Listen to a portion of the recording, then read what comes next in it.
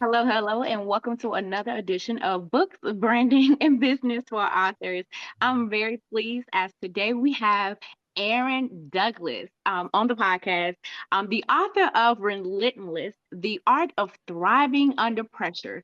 And Right. guys, in today's society, we are under a lot of pressure. So Yeah. I'm super excited to get into this interview and hear what Aaron has to say. How are you doing today, Aaron? I'm doing great, guys. Glad to be here. I'm ready to get into it. I'm very excited. Very excited. Awesome, awesome, awesome. Well, if you can just share a little bit about how you got started with this Relentless, and just tell us a little bit more about who you are.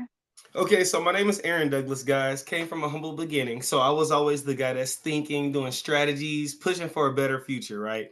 And so that's kind of how the book started. Over time, I used to tell my parents and I used to tell my brothers, y'all, I live a pretty wild life. I got to record this. I got to document this. And so essentially all the trials and tribulations I've went through, I almost just like documented them and wanted others to like, feel like we're together in this as well. So that's how I got started. That's the idea behind the whole thing. And from there, just breaking down experiences, breaking down my feelings in those experiences, kind of, wanted to capture that in the book. So that's that. Awesome. So definitely, I mean, who do you see as the primary audience for Relentless?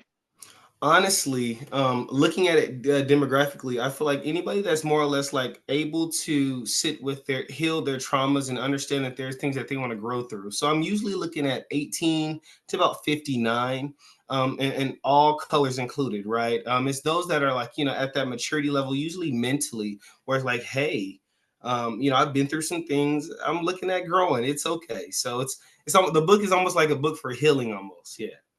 Definitely. So was there like a personal story that you've gone through yourself that brought about this book, or what were some of the influences that inspired you to write Relentless?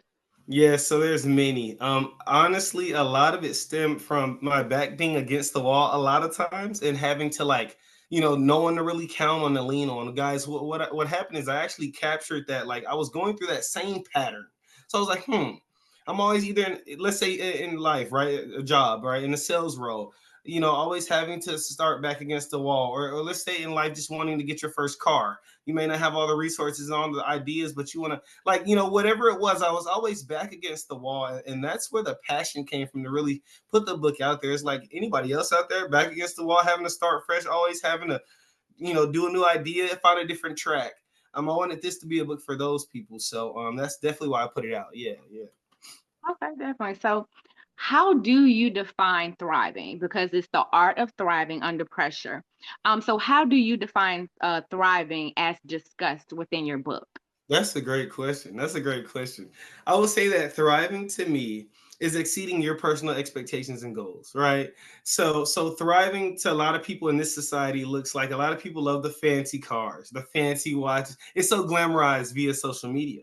Mhm. But thriving to me is when you sit back and you look at your life, right? You just have a quick reflection point and you say, man, I'm doing the dang thing, right? I'm doing it. I'm doing it, right? So that's thriving, guys. And I feel like, a lot of times it's not talked about how we thriving individually, how what's going on there. I don't think we look at our personal lives and our goals all the time. Of course, yeah, people have, goal boards and things that they just do for the moment. But thriving, guys, we have to look at. So I wanted to bring thriving up as a topic of conversation in today's world. Definitely. So you brought up a good thing, which is social media.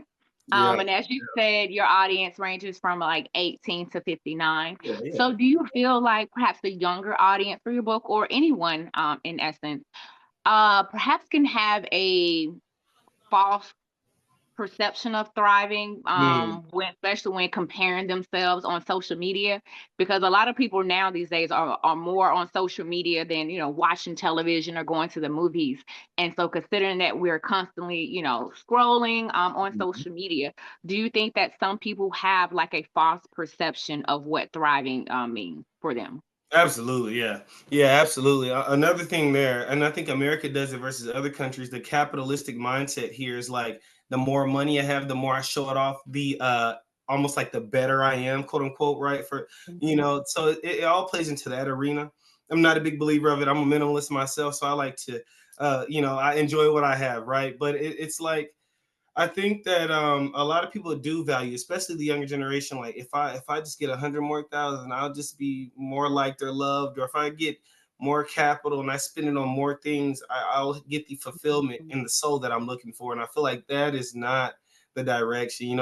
I've been around many different people, so as a lot of other people out there, and so there's people that have all those assets that are live miserable lives, as just as vice versa on the spectrum. So, thriving, we have to talk about it. I feel like this is the time. I feel like right now, guys, the world needs healing.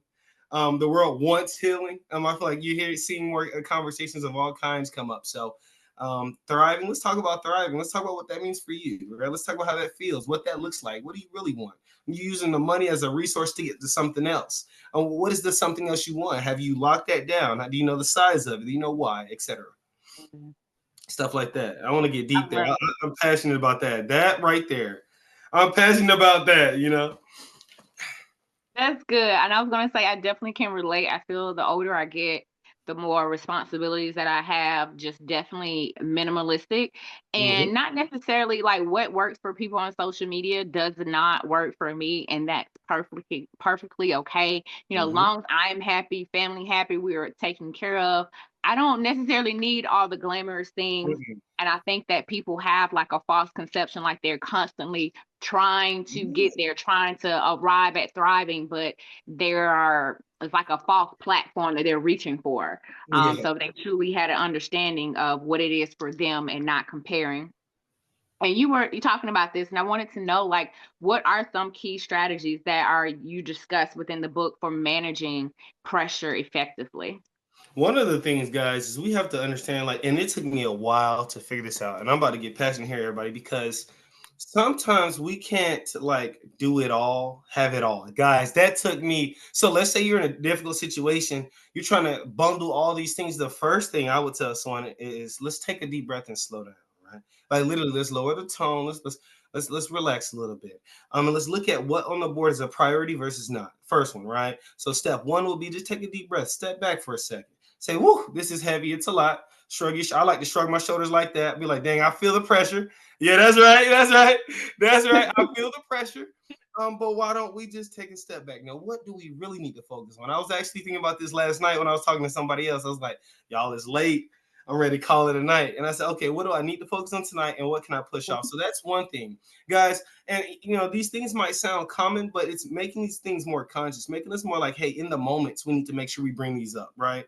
So all this, although this might sound familiar, we want to remember, okay, Aaron says, hey, let's slow down right quick. What do I need to focus on? So that's a big one I talk about in the book. The next one, when we're looking at thriving, know what our goals are, actual goals.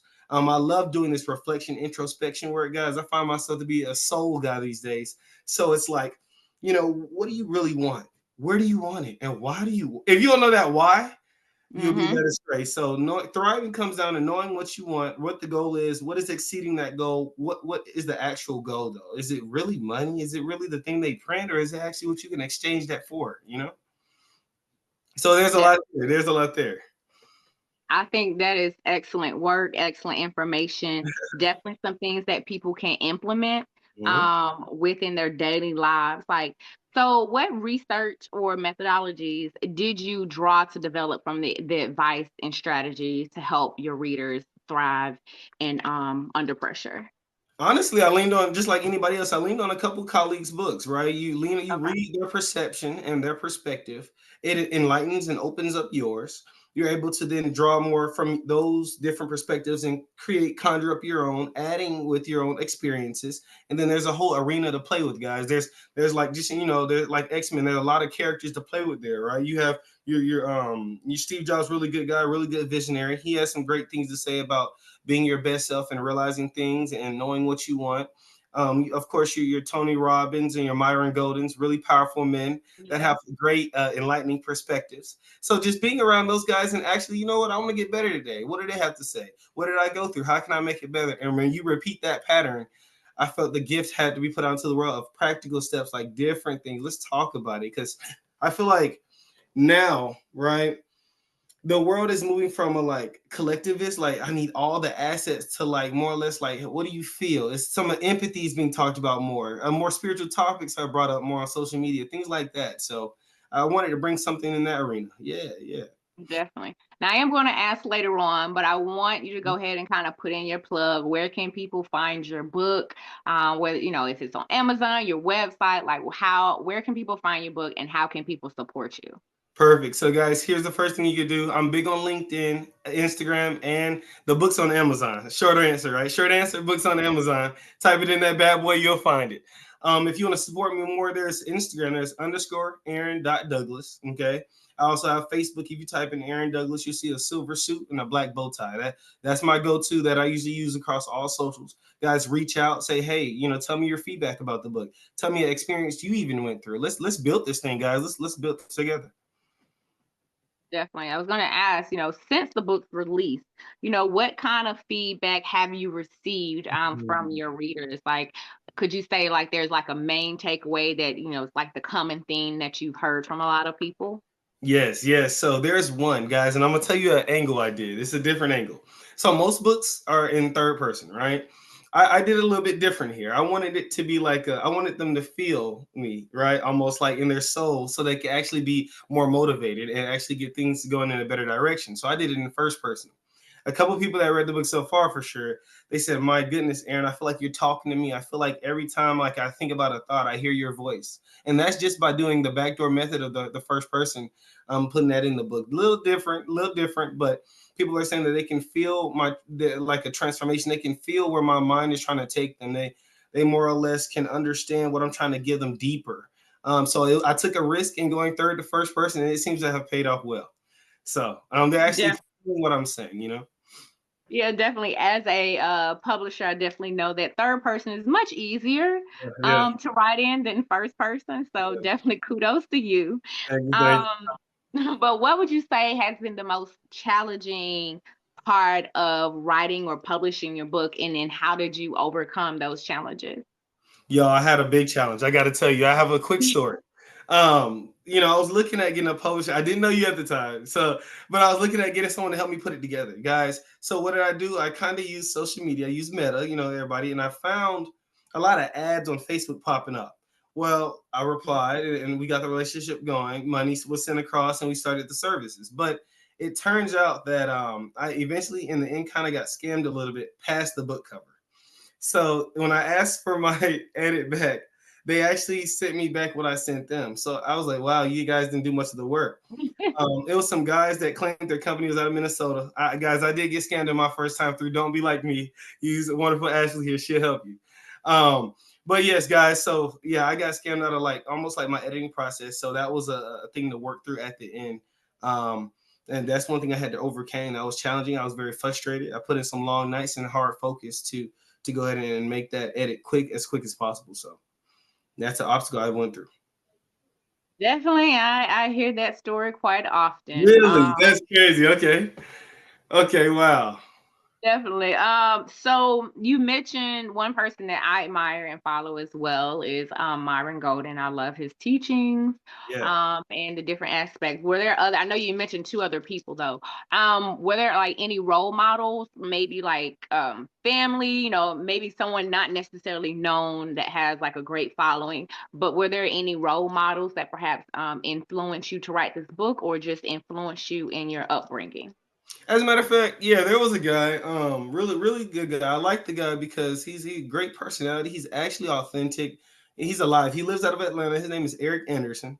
He's a former public speaker, really good guy. Simple guy, tall guy, but nonetheless, he's a guy that inspired me. He said, "Hey, Aaron, there's more here. Unlock it. There's more here. Bring it out." Right? He says, "Dive into these things." A lot of people don't talk about this, but he wanted me to explore this avenue of writing a book and putting it all out there for sure. So he's one of my good guys, Eric Anderson, that definitely inspired me to expand. Outside of him, Myron's really good too, but honestly, it was a whole plan the whole time. Honestly, a little bit because I was like, I'm doing all these things. Like for example, my back will be against the wall in like life in like 3 back-to-back situations. I'm like, oh my God, Lord, why am I going through this? But all of a sudden, I was like, I gotta capture this. There's somebody out there I know for a fact that's having a rough patch that's like need a little bit of inspiration and hope because I know I a little bit did, right? So I kind of just knew I was going to capture the life journey in some sort of story, and this is the first definitely healing attempt at that. Definitely. Okay. You did mention public speaking as far as the guy who inspired you.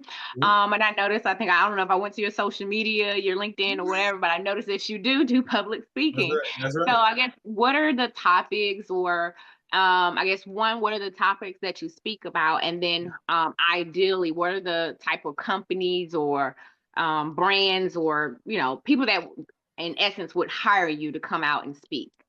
Okay, so my best topics, guys, and I love getting deep. So to begin with, my topics are pretty introspective and deep, and I love change. So let's start there. That leads to topics to leadership, change, and development. Right. So usually HR personnel, like the social skills. Right. We have our communication, and with communication, not just a typical, hey, how do you communicate? Right. We can find those on YouTube. More or less, it's about the ways of like communicating your emotions, communicating it with poise in a way that gives direction on your actual thinking topics and not distracting the listener, things like that. Leadership development with things like, hey, how are you interacting with your staff? Do people like coming to work to see your face, at least in a way where we can get work done effectively? Let's be honest here. Come on, we've all had those bosses. We've all That had is those cops. Come on now. Let's take the veil off, right? Let's tell the truth, right? So just getting to the bottom of what's going on in the office, why colleagues aren't working together, why they're not liking each other, etc.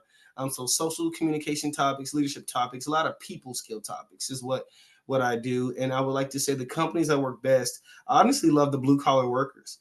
My blue collar work is absolutely, there's a big potential for me there with what I've done recently with them. You see on my Instagram or LinkedIn, I'm going in pretty casual and I'm having like an A to B conversation, and we're uncovering things through that. That's more of my style. So, I love the blue collar workers. I feel like they work really hard. They help build America and a lot of the world a lot.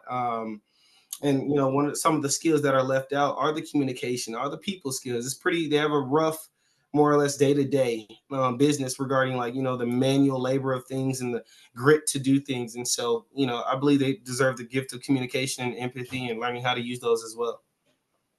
definitely.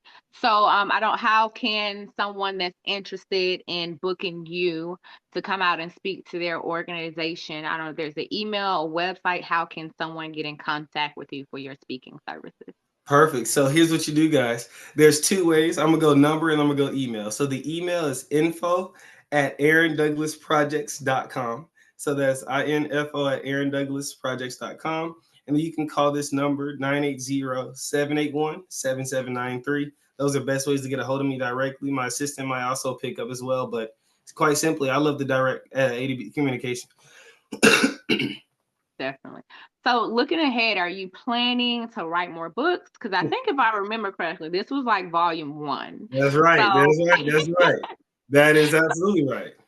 definitely. So, do you have, any more books or workbooks that you have or different projects that you expect to launch in the future? Absolutely. So not only so today, I might as well show it first. So to answer your question, many more books. Okay. Yes. This here on my wrist, guys, is actually a watch with the brand on it. Okay. So I'll have a watch representing the brand a little bit. I think time is very important as leaders. We need to be on time often. So Okay. that's the watch there with me on it. Um, Nice. Shirt here and hats are coming soon. Okay. But outside of that, yes, many more books. I'm looking at doing maybe 10 or probably about 11 volumes. So Okay. it'll be a process. There will be 10 more books. They're all going to be soul transformation. They're direct from me to you all. At the once again attempt of giving healing and peace to the planet in all the right areas, not sugarcoating it, not rubbing rubber bands and band-aids over things. Let's take the band-aids off. So many more books, apparel, and one last thing I like to put out there for the future, guys. There is an app coming soon. The Ooh, app's going to have obviously a subscription, but it's going to have updates. Where we're at. I'm trying to get into many different areas in the United States. As I travel there, I meet with my collective people, and we talk great things. So I'm actually looking at expanding very here shortly. definitely. Well, congratulations on all your endeavors. I love the watch, the whole Come branding. on You're doing now, come on. Oh, I gotta look fresh. Come on now. yes, you don't debonair. Yeah, Okay, that's right. That's right. Put it on, turn around a little bit. You know what I'm saying? Come on now. love it. So, I mean, if you could give like our viewers Okay. the main takeaway It doesn't necessarily have to be from the book, Okay. but the main takeaway, like the message that may be something inspiring for life overall that you would want to be remembered by, want them to remember. I got you guys. Here we go. So one of them things that I like to tell people is honestly, y'all, we have one life. Live one life. Let's live it up. I feel like so many people let the fears of things going on, and they are, valid. I do want to say that you hear a lot on YouTube. Oh, just get over the fear. All this aggressive, more or less stuff, and it's like, well, the fears are real. Mhm. We got to remove them. They're real in our heads, so they're real in real. Come on now, let's talk. So Yeah. let's remove the fears. You live once, go out with a bang, guys. Not everything always works, but you stood up, chest up, and you went for it, guys. I mean, what other ribbon do you want other than that, right? So, guys, a lot of my thing that I see is a lot of people actually don't strive for what they want. They stay in these jobs that they don't like. They stay in these environments that they don't like, guys. Come on. So my message, heartfelt, is like, please stand up for yourself. Stand up for what you believe in. Your ideas, they're needed. The world needs you now more than ever. So stand up for yourself. Come out here and try with me. Don't just stand behind the screen and watch. Come out here and try with me. I love that. Come out here and try with me. Come There are a out here lot and of try people with who me. don't live up to their potential. And one of the things I heard was like, you don't want to look back on your life and have regret. And I No, was no. like, that's so true. Cause I mean, time is time. Like you can't get it back. So it's like, okay, go ahead, take that leap, do Mhm. what I'm not going to necessarily say your heart's desire, but go out here and do what needs to be done and don't let fear hold you back. So I truly love that and appreciate that, Aaron. So if you could, for the last time, let people know how they can get your book, how they can support you and stay in contact with you. Perfect, guys. So you can get the book on Amazon.com. You just type in the name, it'll pop right up. Okay. If you want to support me and reach out, tell me your thoughts, ideas, or just connect, I have the email and the number. So we'll go email first. That's info@aarondouglasprojects.com. That's info@aarondouglasprojects.com. The number is here, 980-781-7793. That's 980-781-7793. Guys, reach out. I also collaborate with everyone else in regarding the project. So if you have an idea that relates to a humanitarian idea, you reach out to me. We can make something happen. Definitely. Well, Aaron, I thank you so much for your time. Once again, guys, it is Aaron Douglas, the author of Relentless, The Art of Thriving Under Pressure, Right. Volume 1, because we got 10 more coming There's still out. more Okay. coming. There's a whole. I'm shooting them, baby. I'm shooting them. You know. Well, thank you so much for your time, and we greatly appreciate the knowledge that you spilled with us and shared with us today. Okay. All right. Have a great day, All right. everybody. Talk to y'all soon. Take care.